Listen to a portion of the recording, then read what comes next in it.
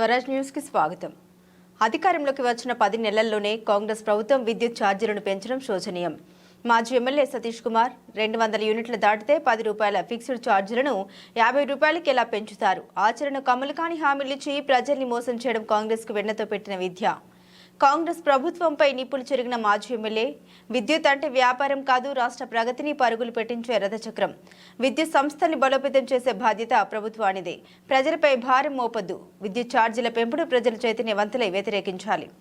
BRS ప్రభుత్వం రైతాంగానికి ఉచిత విద్యుత్ అందించి 1200 కోట్లను సబ్సిడీగా భరించింది. విద్యుత్ ఛార్జీల పెంపు ఉపసంహరించుకోకుంటే ప్రజలకు మద్దతుగా పోరాటాలకు బీఆర్ఎస్ సిద్ధం. హుస్నాబాద్ మాజీ ఎమ్మెల్యే ఉడతల సతీష్ కుమార్ హెచ్చరిక. విద్యుత్ ఛార్జీల పెంపును రాష్ట్ర ప్రభుత్వం ఉపసంహరించుకోకుంటే ప్రభుత్వం చేస్తున్న మోసాన్ని ప్రజలకు వివరించి పెద్ద ఎత్తున ఉద్యమిస్తామని, అధికారంలోకి వచ్చిన 10 నెలల్లోనే కాంగ్రెస్ పార్టీ విద్యుత్ ఛార్జీలను పెంచడం శోచనీయమని హుస్నాబాద్ మాజీ ఎమ్మెల్యే ఉడతల సతీష్ కుమార్ విమర్శించారు. శుక్రవారం మాజీ ఎమ్మెల్యే